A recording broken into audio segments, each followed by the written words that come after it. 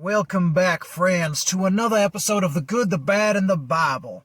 One of the few shows that are brave enough to actually show you the bad things in the Bible, as well as acknowledge the good things, depending on your stance of how you perceive the Bible. Either way, I guarantee this show will make you think.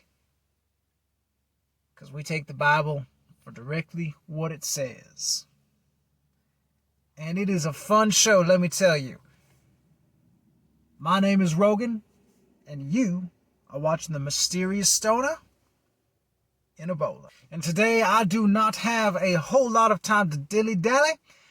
Fortunately, we have a short portion of the Bible to go through today, so that will not take us too terribly long. I'm really hoping this will be a shorter than usual episode.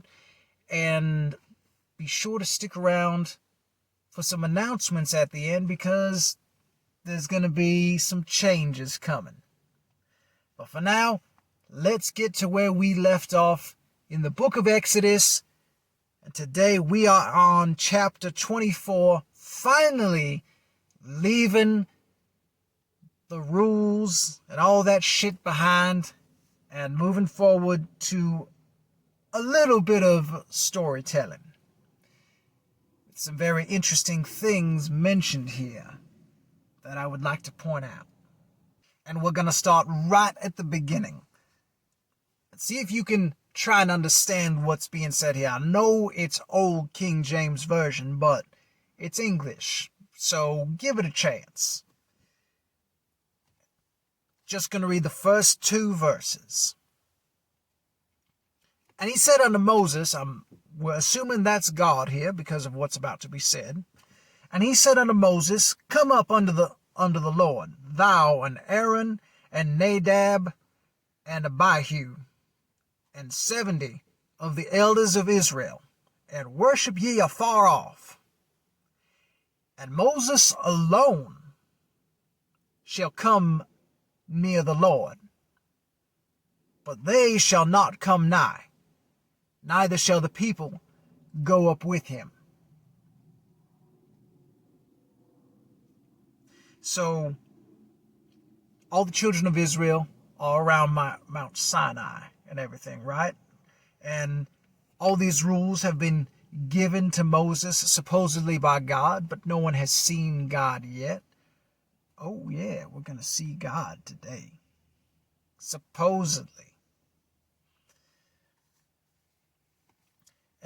But God is in this cloud that is on the mountain. There's this stormy looking cloud on the mountain that's just hanging out there for a long time.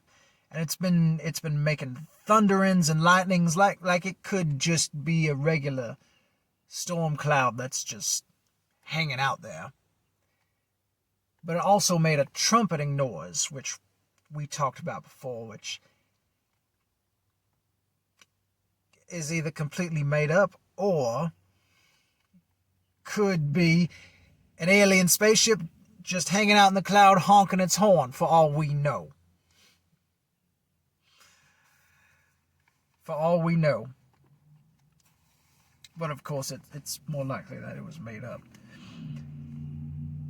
But we see a little bit more interaction with God in this story here. And God is telling Moses. First, he's saying Moses and Aaron, and I don't know who the heck Nadab and Abihu are, but apparently the two other leaders. Aaron is Moses' brother, for those who don't know. Older brother, I believe. But also 70 other elders. They are invited to go up Mount Sinai into or at least some part of the way up to the cloud. But, verse 2, Moses alone shall come near the Lord. Why? Why does only Moses get to go see God one-on-one? find that rather suspicious. And I've mentioned that before numerous other times. Moses was off in the wilderness by himself talking to a burning bush. There was no one else there to confirm that he wasn't making all that stuff up, and that someone wasn't elaborating the mess out of these stories as they unfolded.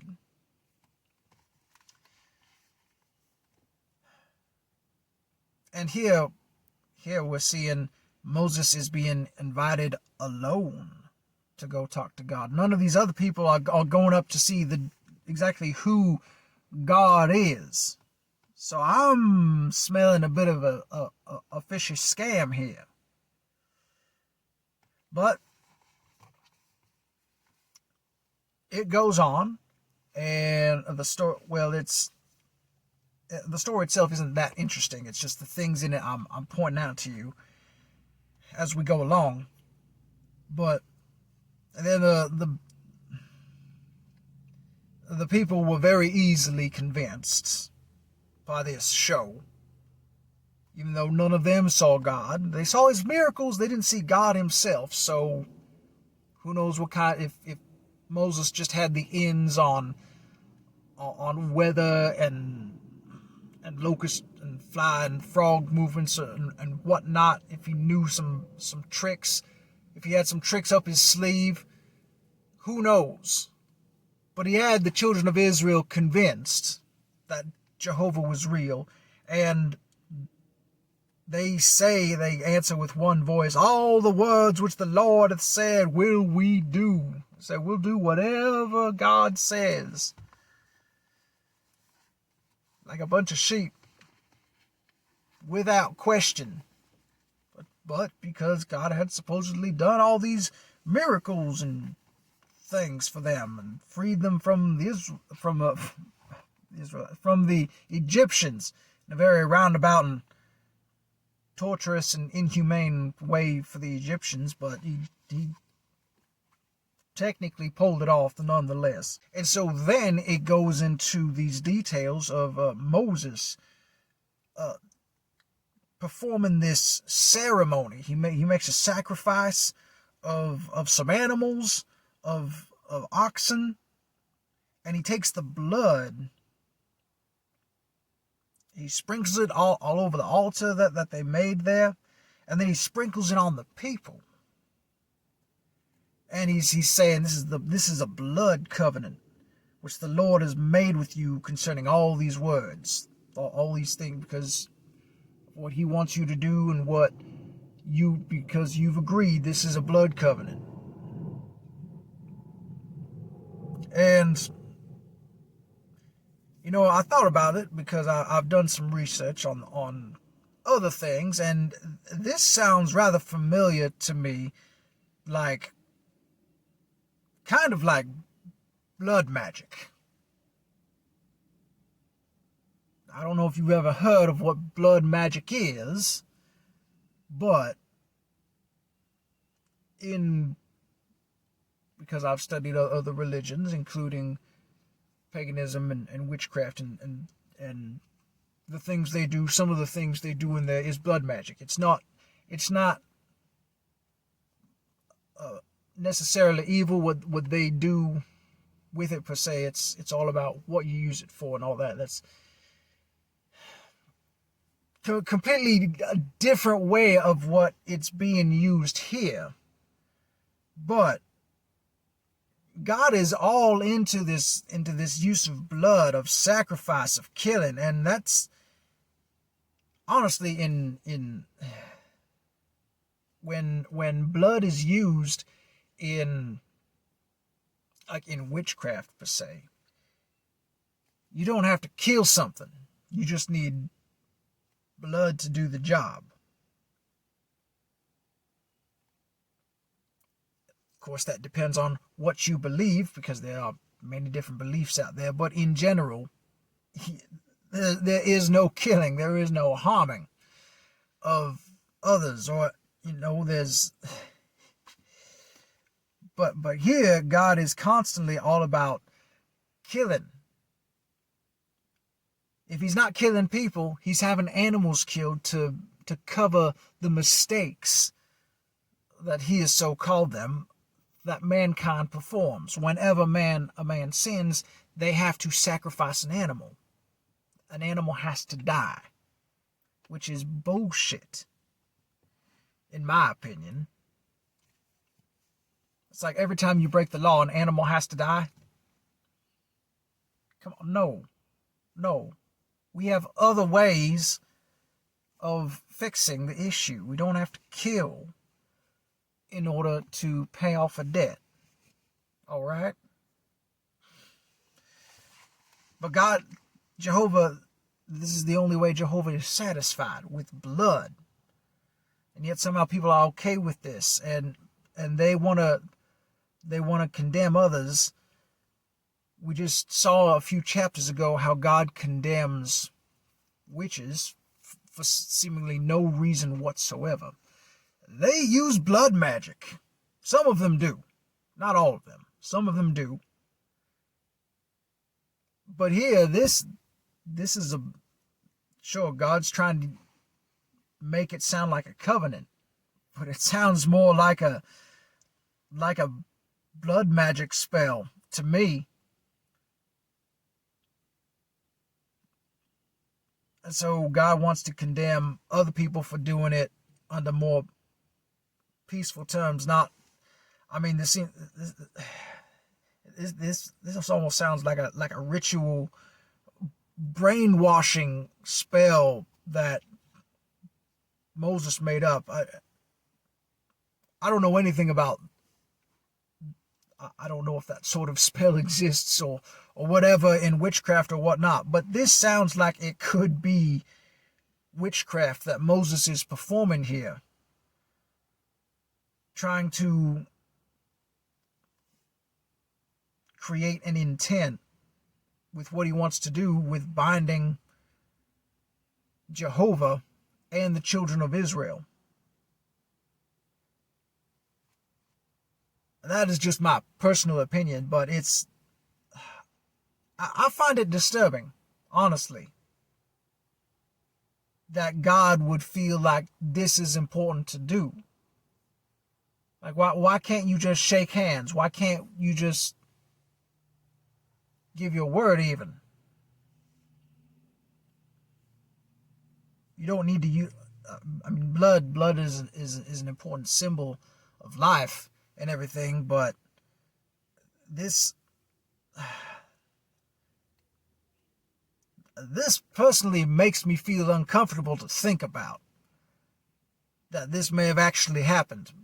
But then right afterwards, it goes on to say that then Moses and Aaron, Nadab and Abihu, and the 70 elders of Israel, so 74. Yes, 74 people altogether. They go up, and it says, and they saw the God of Israel. It says, and this is the description they give. And they saw the God of Israel, and there was under his feet, as it were, a paved work of sapphire stone, and as it were, the body of heaven in his clearness.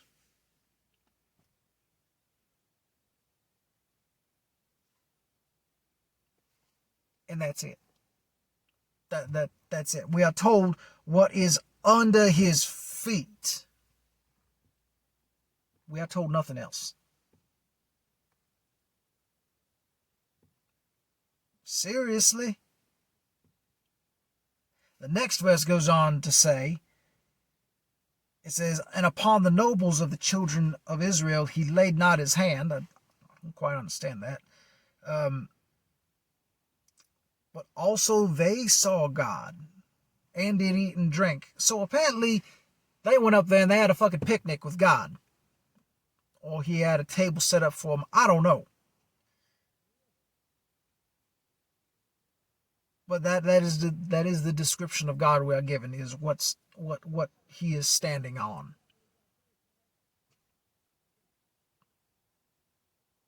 And then God and Moses talk a bit here and there. And then Moses goes on up into the cloud and stays up there for 40 days and 40 nights. By himself with God. Supposedly. Maybe he was up there doing some drugs, getting some ideas. Or maybe that's what he was doing. Maybe that's what he was really doing with the 70 elders. Maybe they were discussing, all right, here's the news, gentlemen, that I need to break to you. All these miracles and signs, well, they're not real. I'm just really good at reading the weather patterns and nature, and I know a few tricks. I know some witchcraft, and Jehovah isn't real.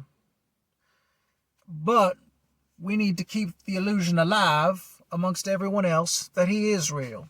So we're gonna throw ourselves a little party up here in celebration of brainwashing this entire nation of Israel to follow us with the blood magic I just did. And we're going to discuss future laws. We're going to see how much more bullshit we can get this entire nation to believe. Sound good? All right. And then after we do that, I'm going to grab this bag of shrooms and head up into the cloud up there. And I'll see y'all later. I don't know how long. Maybe 20, 30, maybe even 40 days. I'll be all right. I feel more so that, like, that's how it happened. And they just decided, right, you know, we need to talk about what God looks like so we can tell the children of Israel that we saw God. We can tell them what he looked like. Well, what should we say? You know what? I don't know. Maybe they tossed around ideas for a while, but then someone at some point eventually said, you know what? Let's not even say what he looked like. Let's just say what he was standing on and leave it at that. And you know, maybe they'll buy it. But we'll just say what he was standing on was so magnificent, like it was entirely made out of sapphire stone or some shit like that. And what he was standing on was just so glorious and magnificent that we couldn't even fathom what the rest of him looked like.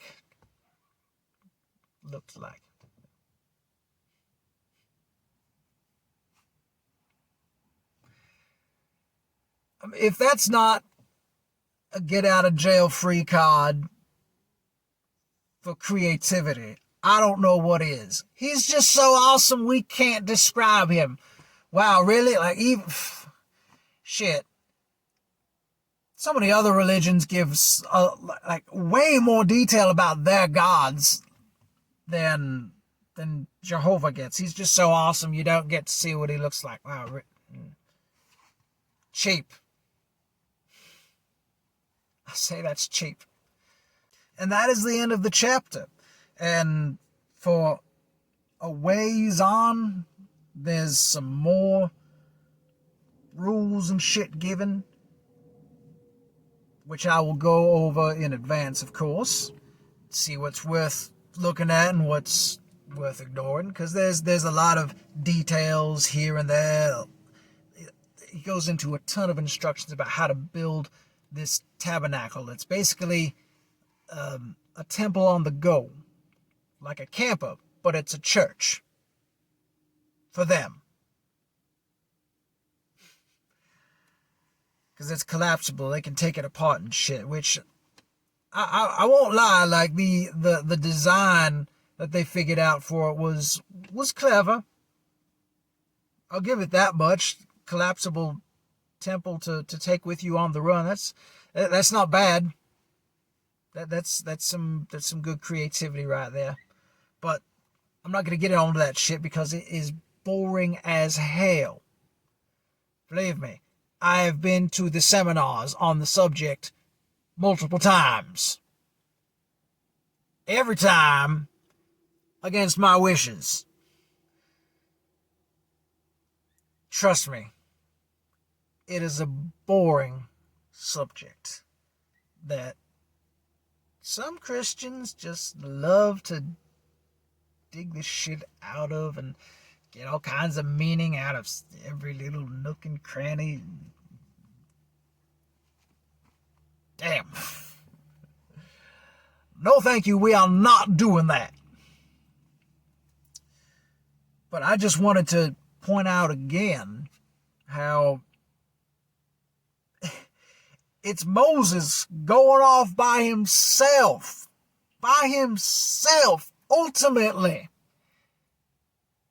There is no proof of God here, not even with an entirety of 74 people is it enough, because you can get 74 people to lie, to agree to manipulate. It can be done. They may not all want to do it, but you can get the majority, and the majority is usually enough. And those last few members that didn't want to go along with the bullshit, well, they will get found out, or who knows what. Of course, those sort of things wouldn't make it into here, because everything has to go according to supposedly God's plan. Everything has to make it look like it went the way He designed it to go. Even though, funny enough, there is at least one time in here where it doesn't. And that will be, well, that time will come. I will not spoil it yet. But Moses going off by himself. Who else has been called a fraud that went off to go by themselves to get heavenly and divine messages? Joseph Smith. Very commonly known as a scammer and liar before he even made the religion of Mormonism. And then the way he made it, no one ever saw the gold plates that was supposedly given to him, that he went off and dug up, and only he could look at the magical stones in his hat that he literally had to stick his face in order to see. Like, this is the same shit right here. Moses going off by himself. And then I may have to confirm this later on, and maybe it says at the end, but I believe Moses is the one that wrote all this. From my understanding, anyways, it is supposedly Moses that wrote the Torah, the first 5 books of the Bible. And if it was Moses, this man who is going off alone by himself to do these things, how do we know that he wasn't lying about some of this? How do we know he didn't orchestrate these stories? He didn't tweak them. He didn't change them to fit his narrative of what he wanted. Sure, he may have actually been responsible for helping the Israelites leave Egypt. Maybe that actually happened. I'm open to the possibility of that being true. However, this whole spin of Jehovah being responsible and all that shit, I find highly suspicious, because Moses goes off by himself. No real description is given of God. Not to mention, we still can't see him here today. He doesn't have the spine to show himself physically in front of anyone. Moses is the only one who gets to go up and see him over and over and over again. At one point, he sees so much of God that his face is glowing. We'll get to that story eventually, but it's ridiculous because Moses isn't any better than anyone else. And Moses makes mistakes. He just happens to be the guy that God supposedly chooses to go get the Israelites. God could have chosen anyone else to show himself to, literally anyone, because anyone was just as much of a sinner and terrible person as Moses was. But God shows himself to Moses, and only to Moses. Why is Moses so special? Moses messes up multiple times, over and over again, as a leader even. And God punishes him, according to the Bible. So,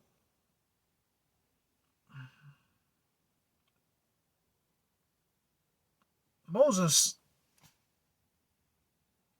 no, I do not think that Jehovah is real, one bit. Not as a God. That much, as an illusion, sure.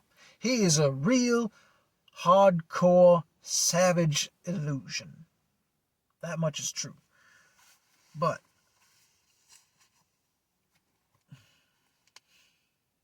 I think Moses and Joseph Smith, well, I think maybe Joseph Smith was Moses in another life, quite possibly. Maybe even Abraham. Wouldn't that be interesting if the same soul happened to be Abraham and Moses and Joseph Smith? But that's another topic for another time. And I'm getting way ahead of myself. We are at the end of this story in this episode for today. But now, for that special announcement. As I said, there are gonna be some changes. First off, you are not gonna have to see this background anymore after this episode, because when you see me again, I will be in my own apartment. Finally. For the first time in my life, too. I've never had a whole place all to myself while renting or owning or anything like that. Well, I had a few cars, but that doesn't really count. And I've never had to live in my car, fortunately. But I'm getting my own apartment, and I'm very excited. I've got a lot of work to do. I've still got plenty of packing to do.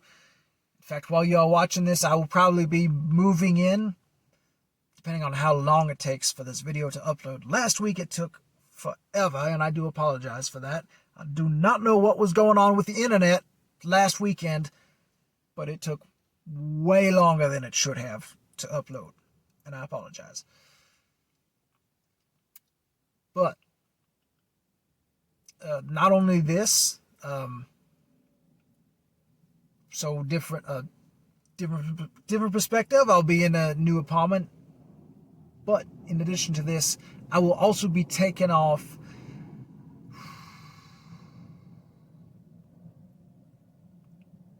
I'm going to be taking off 3 weeks. I'm deciding that as of right now. I'm going to take off 3 weeks to be able to unpack everything. Well, get everything moved, unpack, organize some things, get some shit together, and then finally hopefully get my routine and everything set up again, because I'm also changing a little bit in distance-wise from work, so I'll have to adjust to that a little bit. But it all starts going down this weekend. So, I'm very excited. I could use a break from these videos again, but I will see you then. Hopefully, well, it will be different. It will be very different. Hopefully, it will be all set up the way I'm hoping for it to be, but I will give you a grand tour and everything once you come back. In fact, that will be the next video you see on here. Maybe it will be sooner than 3 weeks. Who knows? But that is all I have for today, my friends. So, hit that like and subscribe button if you haven't. I could greatly use whatever likes and shares you send my way.